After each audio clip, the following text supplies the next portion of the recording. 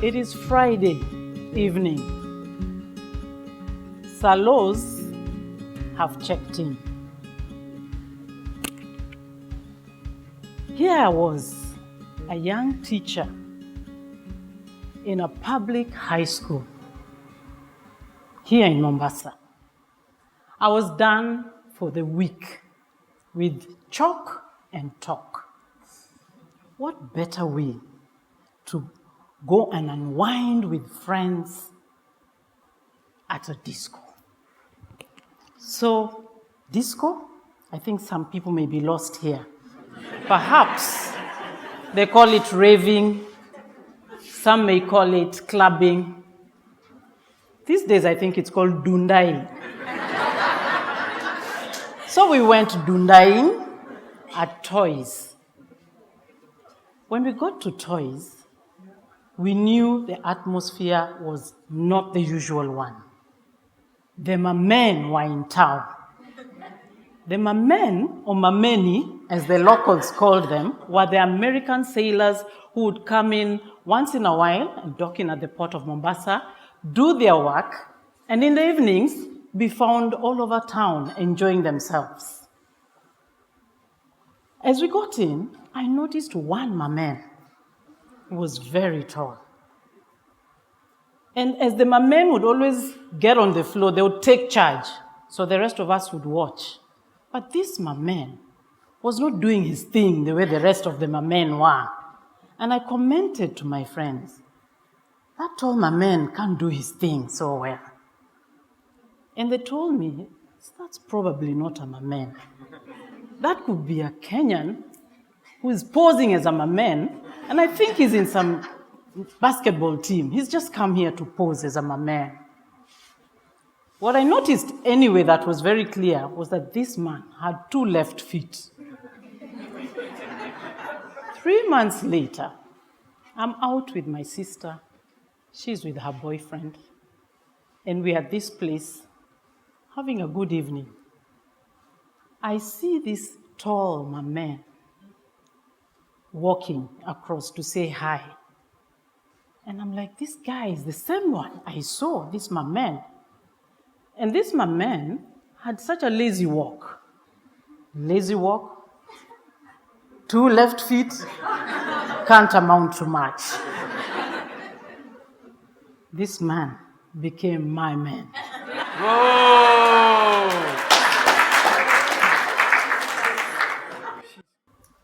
And so there we were, married. And as we started our marriage, I remember the good times, the movies. Sometimes we take walks around the estate together. Sometimes we would go to the beach. We would decide whether it's Saturday or Sunday.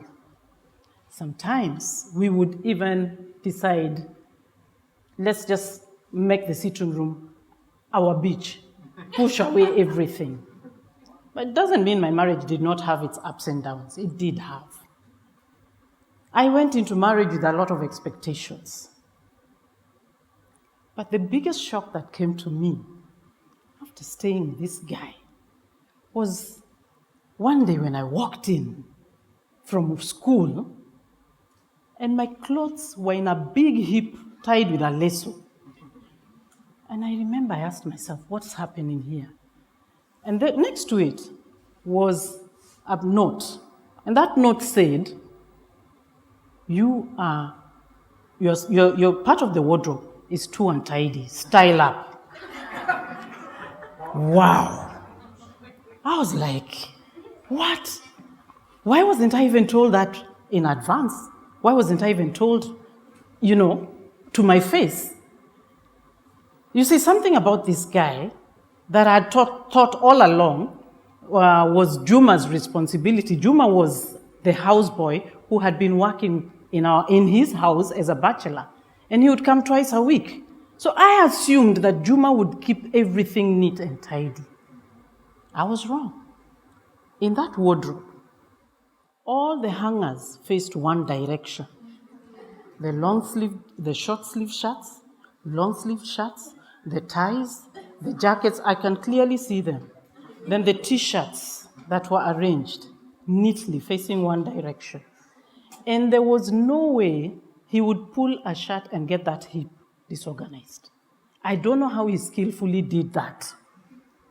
On my side of that wardrobe, well, I wasn't that untidy, but sometimes the t-shirts would resist coming out. You know what I mean? So when they would topple over, so long as the door can close, you'll deal with that later.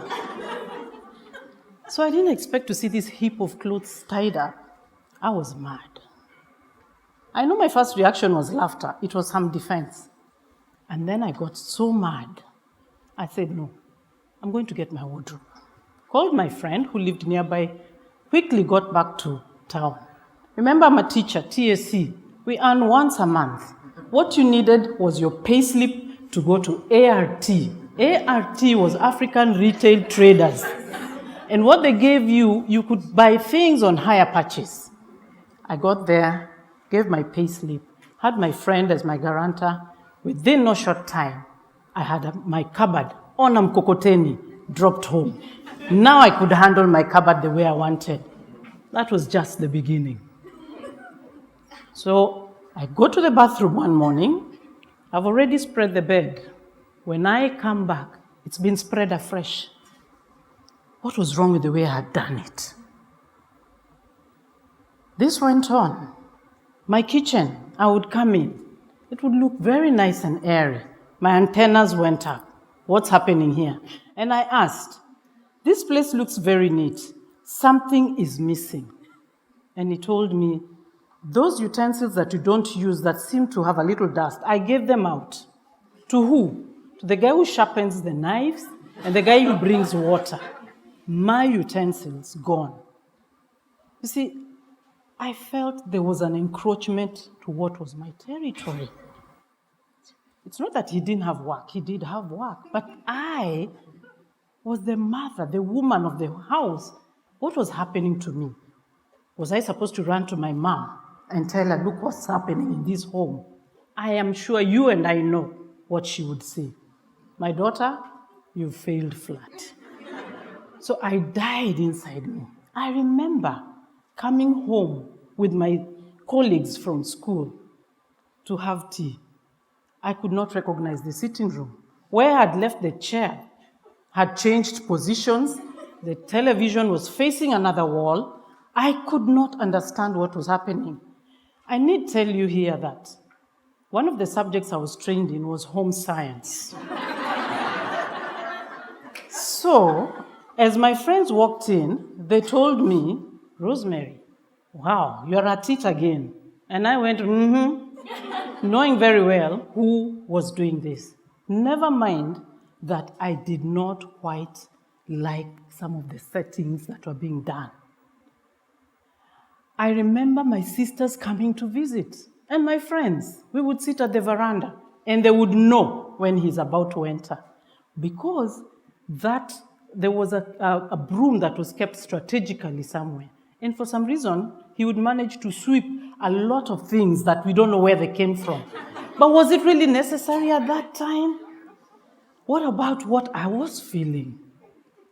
How embarrassing, frustrating, annoying it would be. I don't want to sound like I'm not appreciative. I do appreciate a lot of things that this man did. Because when I talk to my friends who are equally married, they will tell me stuff like, you pick socks. I have never picked socks from the doorway. I have never had reason to pick clothes and put in a laundry basket. I have not had any reason to pack a bag when somebody is traveling. I never did that. When my kids had to go to school, because of the emotions that were involved, when you get so teary because children are crying, they want to go back home, I didn't have to do that. He would easily do that. But what came to my heart? Competition. I decided I will show him how to do it also. I'm the woman of the house. He was encroaching on my territory. So I brought a tape. Those days we had video cassettes. It was written marriage, his roles, her roles. I told him, sit down. We've got to watch this together. Needless to say, nothing changed. You see, what I've come to realize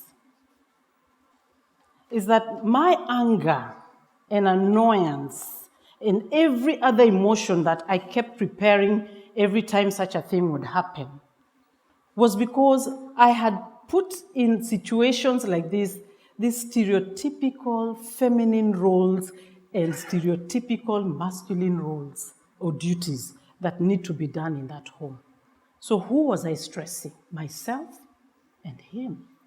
I was not allowing him to express what his personality is and what he may have internalized as a person. And I felt that stress go down and strain our marriage to quite an extent. I have looked at a number of news items that come on our screens from the local stations. There's one lady we were once shown on some station going under a car, fixing cars. We celebrate that. I have seen another one on top of oil tankers, filling in fuel. Wow, that's tough. We were also shown a lady in a mobile phone shop fixing those mobile phones. One even called Shosh, fixing radios. And we've celebrated them. Perhaps the media has never seen ways in which to celebrate our men who easily fit in what we have labeled as our roles. And because of that, and because of our cultural aspect, and maybe what I'd internalized, I then look at it like this is wrong. Play your part as a man. You do the bills. If I need you, I shall call you to help. And that brings a lot of problems. You see, where are we at? We place people in boxes. In our lives, we place people in boxes. We have boys who are told, be tough, be resilient, you've got to perform. That's a box. Woe unto him if he's seen jumping up and down because there's a rat in the room. You are being sissy. The girls have to be neat, put their things nicely, and have a neat wardrobe. That is how we look at it. What about in our places of work? We also have our colleagues where we place them in those dockets. Because you have this kind of academic qualification, you shouldn't be loud enough. Who are you telling? You are young enough. How can you share your views? We put people in boxes. And those boxes are actually the values that we have that we try to push down people's throats. And that messes up relationships. But against all odds, Sam chose to do what he felt was right. He chose to carry on with doing all the neat things he felt he needed to do in the house. I stopped fighting. I stopped fixing the bed. There was no point in wasting energy. I stopped doing the dishes on Sunday because when he does it, it's not about the language of love called acts of service. It wasn't being done for me. He does it for himself. And that gives him joy. I have decided no boxes will do for me. Thank you.